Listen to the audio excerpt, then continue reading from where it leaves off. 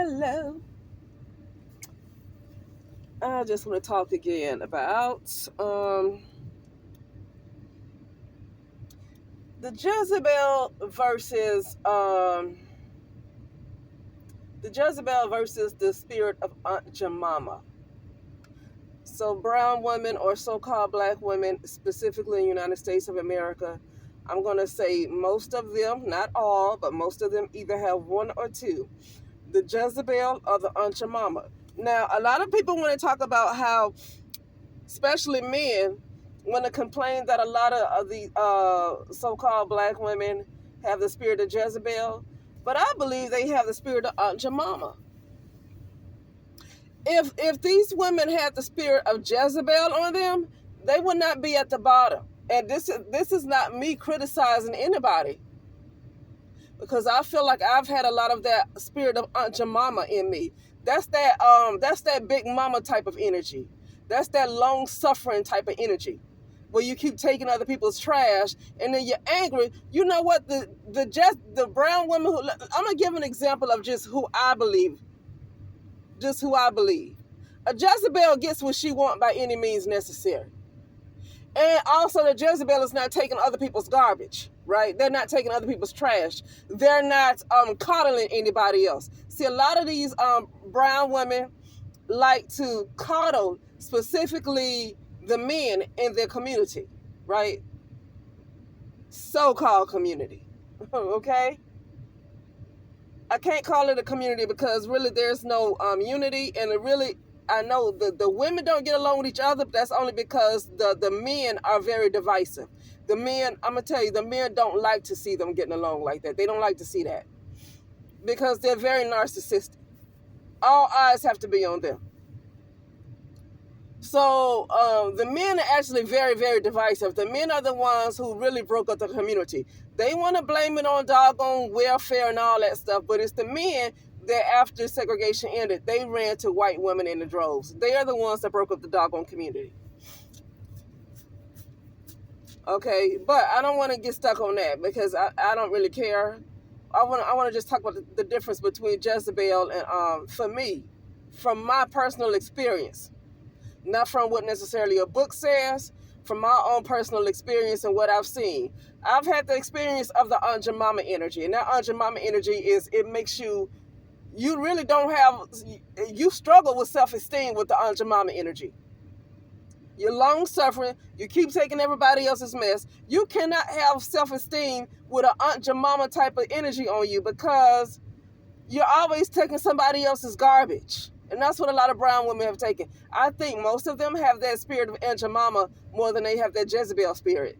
Because a lot of people think that Jezebel spirit is about talking too much. What the heck does that have to do with talking too much? Oh, you talk too much, you don't ever shut up. Yeah, but there's a lot of women who talk a lot that don't listen and don't shut up, but they still taking garbage. They still coddling. That's Aunt Jemima. I don't care that she talk a lot. She's still long-suffering. This man can abuse her over like the woman that was on Dear Future Wifey. I don't watch that podcast, but I'm gonna tell you something. I'm not really a podcast watcher. I don't really watch talk shows. So I'm not even a talk show watcher or a podcast watcher. I'm not really a podcast watcher. But definitely I don't watch a show like Dear Future Wifey. I've never looked at an episode on that show.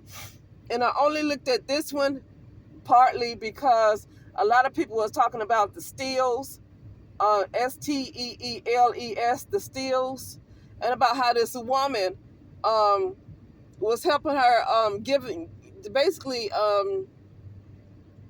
tried to love her husband, who is a pastor now, but tried to love him through all of his abuse and his cheating. And she talked about how she even ironed his clothes so he can have something to wear when he goes to see his side chick. And then the guy who, what's his name, whatever, Latar, whatever, I don't know his name, the host of Dear Future Wifey, asked the woman, Mrs. Steele, he asked her, so what will you say to the women who like, oh, couldn't be me. He said to her, what would you say to those women? And she was like, well, I say, that's why you ain't got a man. That's that Aunt Jemima stuff right there. That's the Aunt Jemima stuff. First thing she'll say, well, that's why you ain't got a man. If that's what you have to put up with to have a man, a lot of women, period, would say no thank you. If that's what you got to put up with to have a man, then a lot of women, no matter what ethnicity they come from or what nationality they are, a lot of women will say no thank you. Now, I know it's a lot of women that put up with that, but like, especially in like maybe third world countries, maybe you have a lot of women that put up with that because they might not have a choice. A lot of these in these third world type of countries, maybe their husbands are still the breadwinners. But in this day and age, a lot of women, especially in the United States of America, a lot of women don't have to put up with that. Maybe in the 1940s and 1950s and 1930s, maybe women had to put up with that because they didn't have a choice. There's a difference. But now it's not that, oh, that's why you don't have a man. But you have a lot of women that can make just as much as men. And if they need the house to be fixed, they can hire a handyman. Because a lot of these women have husbands that don't cut the yard. A lot of these women have husbands that don't fix the toilet. A lot of these women that have husbands that don't get on top of the roof. They don't change the light bulb. So now what do you need with a man if they can't even do that part? Okay? You have a lot of handymen that you can call that be right there, Johnny on the spot. Okay? So, but anyway, no, that Aunt Jemima spirit, that Aunt Jemima energy. That's why you don't have a man. Okay, so you think women want to put up with that? But see, the Jezebel spirit to me, now this is my observation of the Jezebel spirit. It's like sprinkle, sprinkle. Shira 7. That's not a what insult. When I say Jezebel, it's really not an insult that I call a woman in this particular plane of existence. I think she probably would get a lot further being a Jezebel. I'm just saying. I think she would get a lot further being a Jezebel. Because a Jezebel is not a person who sleeps around with a lot of people. Like, they want to call a Jezebel the whore. But I think I appreciate the whore even more than somebody who's a doggone Aunt Jemima. Because Aunt Jemima is still giving it away for free. Like, you're going to judge somebody who gets paid to give it away, but you give it away for free, and not only do you give it away for free, you take care of the man. You're willing to take care of him. You're willing to be okay with him coming back and giving you all kind of diseases. I still appreciate the whore more than I like the Aunt Jemima. The Aunt Jemima, anybody can just walk all over her. I still appreciate the whore. But the Jezebel is not necessarily a whore. The Jezebel, that Jezebel name came from the Bible. She was married to King Ahab. Okay, and King Ahab saw a plot of land, a vineyard that he wanted. And the guy did not want to sell his vineyard to King Ahab. And Ahab went crying to Jezebel, talking about, he won't give me his vineyard. King Ahab went crying to Jezebel. And Jezebel said, are you not the king? Are you not the king? Wipe those tears up and you go get that vineyard. And Jezebel got all of her prophets of Baal and all of these other people to go and kill that guy, to go and unalive the guy that owns the vineyard so she can go give that land to King Ahab. She is a woman who goes after what she wants by any means necessary. She don't care who she have to unalive. Now, with that part, I don't really care for unaliving people who haven't done nothing to me. That part I don't care for. But that Jezebel spirit don't care who she unalives. I don't care if it's a baby. She don't care who she unalives to get what she wants. It's not about her sleeping around. Jezebel didn't sleep around with a bunch of men. That's not what I read. I mean, if she did, I didn't read that part. Let me look exactly Jezebel in the Bible.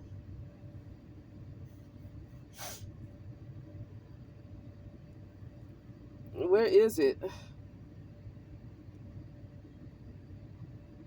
The Jezebel spirit to me is a woman who would do anything she have to do to get what she want by any means necessary. And she don't care about no morals. She don't have no morals at all. No morals. She don't care who gets hurt. She's going to do whatever it takes to get what she want. She's not going to take no for an answer. To me, that's a Jezebel. And to me, that's not necessarily insult. The only problem I have with it is that she's willing to unalive, she's willing to unalive or do whatever she got to do to get what she wants. She don't care who told she step on, even if it's a baby. She don't care. She don't have those kind of morals. That's the only thing I would say about the Jezebel, is that you don't mind unaliving innocent people to get what you want. But at the same time, those kind of women in this particular realm of existence, now, she was 7. I don't know if she unallowed people to get what she wants to. I don't want to go that far with her, so I don't want anybody saying, "Oh, she has hurt a lot of people." I don't know that about her. I haven't heard that about her, so I don't want to put that on her. But she is definitely far from an Aunt Jemima. She's far from that. She is a Jezebel in the sense of, when it comes to men, she just feel like men are good for giving her money, and if they ain't got the money, whatever, I don't want to deal with you. But it's not just the men. Anytime she deal with anybody, it's about what they can do for her. But that's smart to me. That's smart. That's not an insult. And she's also going to get what she wants. Now, as far as unaliving somebody, that part I don't know. I don't want to put that on her. I don't want to put that on her as going that far. But I see her as a person, when she really wants something, she going to get it. And I don't think she's going to take no for an answer. But anyway, let's see here.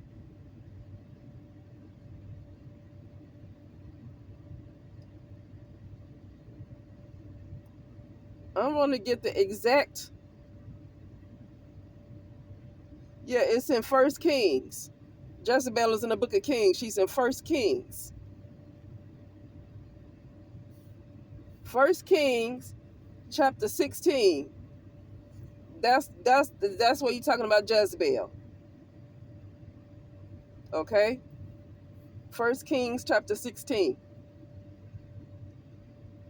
Jezebel was a woman who get what she want. She wasn't a woman. You will never hear her talking about being broke. You won't hear her calling on anybody. She was the one who got married to the king. She was the one who got married to the most powerful man at that time. And she was able to get whatever she would. Had she not been Jezebel, she would not have been able to be with the king Ahab. Because the sweet girl, and I know you got the book of Ruth and the book of Esther and all that stuff. But what you're going to see, because people like to say that you got to be a Ruth and an Esther. You got to be like that to get what you want. With Jezebel got who she wanted. Queen of Sheba got what she wanted. See, people like to judge women like that, but it's mostly women like that get what they want. That can pretty much just about get any man they want. If they want a man. If they want a woman, they can pretty much get any woman they want. What I'm saying is, it don't have to really be about relationship, right? It don't really even have to be about a man or a woman or relationship. They just get pretty much what they want. Because here's the thing. The Spirit of the Most High is really not in control like that. For me, for the Spirit of the Most High to be in control, the people need to have the Spirit in them, and most people are in their ego. So when you have an ego-driven world like this is where the Jezebel dominate. Now, when you have a world that's mostly about, whatever, then I don't know. Like, if you have a world that's mostly about morals and just, all this stuff, then that's different. The Jezebel might not dominate in that kind of world where majority of the people mostly are about morals and stuff like that. But in this particular world, people talk a lot of trash, but they don't believe a word they say. Like, they don't believe a word they say, and many of them don't even practice what they preach. So the Jezebel pretty much dominates. And you have men who are Jezebels. I mean, I would say, I think Trump might be a Jezebel. But he's called a dictator. Jezebel is the type of dictator, but Trump, you call him a dictator, but Jezebel to me is the type of dictator too. She gonna get what she wants, and Trump is gonna get what he wants. Okay? But yeah.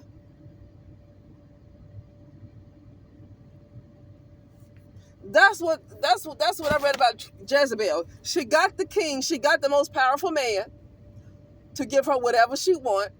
And when King Ahab went and cried, because this man did not want to he was offering to pay for it. pay for whatever this man was willing to give, whatever this man wanted, whatever they were giving, dollar-wise, shekels or whatever. Whatever King Ahab was willing to give him in shekels. Whatever this man wanted, that's what King Ahab would have given him in shekels. You know. And the guy said no. It was no dollar amount that King Ahab could have paid for this vineyard. And King Ahab went and to cry. He went to cry to Jezebel.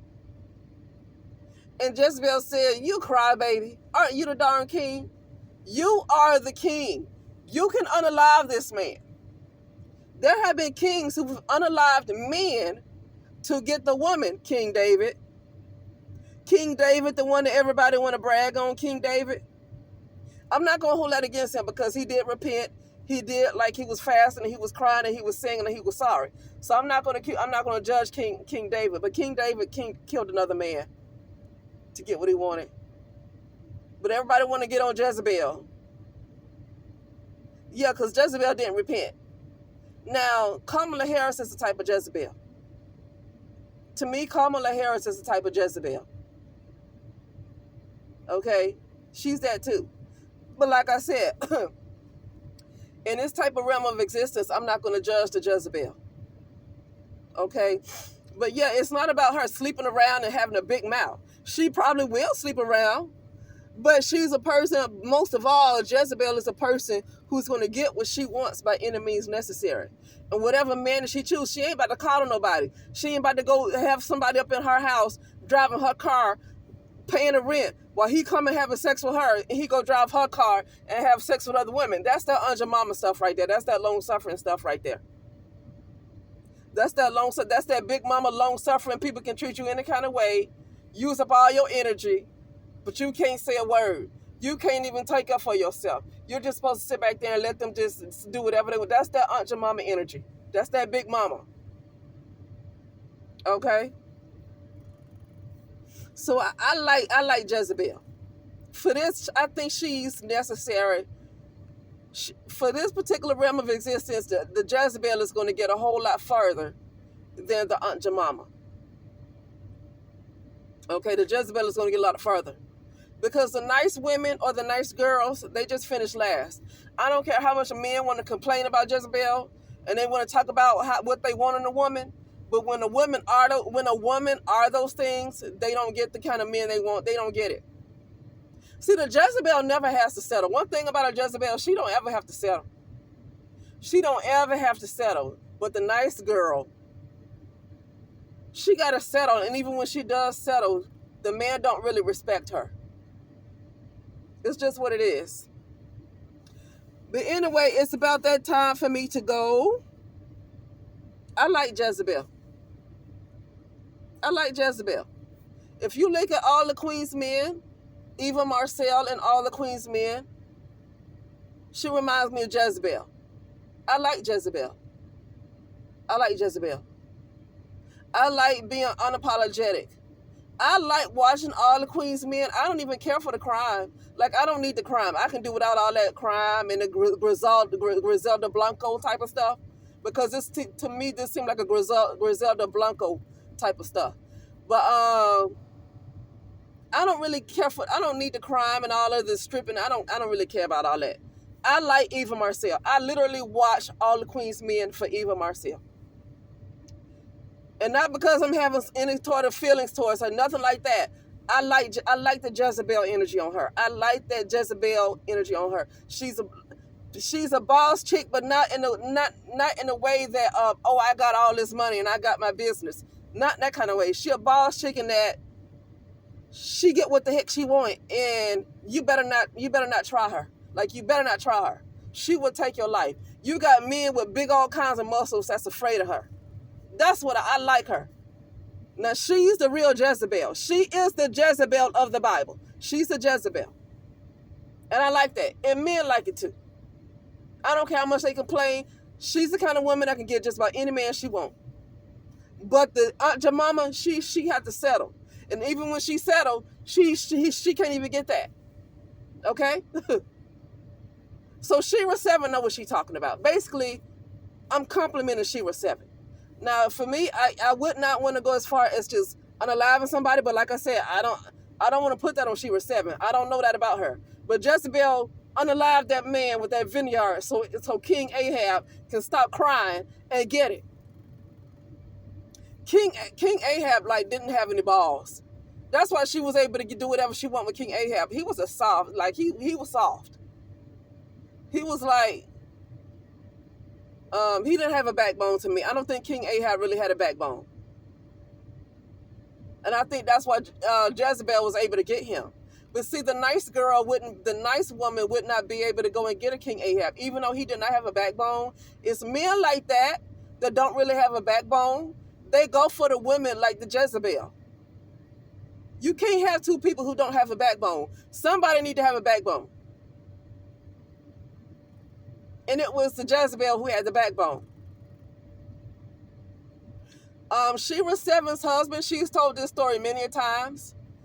When she met her husband, he was married, but she did not realize he was married while they were dating. The story she said that she did not realize they were married. That's the story she said. And when she realized they were married, he had to choose. Okay, and he chose to leave his wife and go for Shira 7.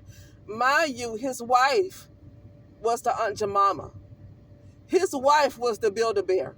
His wife, Shira 7's husband, his ex-wife was the Build-A-Bear. She helped him build up his business. And when Shira 7 found out that he was married, he had to choose between him or her. He chose her. What you would call a gold digger, that's what people want to call it, the Jezebel, what people want to call it. He chose the gold digger. He chose the Jezebel. He did not want Aunt Jemima. He used Aunt Jemima to help build up his business. And once Aunt Jemima helped him build up his business, he went for the Jezebel. I guess you can say that with a lot of white women who mess with these athletes. They're the Jezebels. Okay, the Aunt Jemima, so-called black women that Kanye West talk about, he leave you for a white girl. Okay, when he become famous, he leave you for a white girl. He left Aunt Jemima for the white girl. He left Aunt Jemima for the Jezebel. Because when these white women, when they are just long suffering and take whatever, they get walked all over too.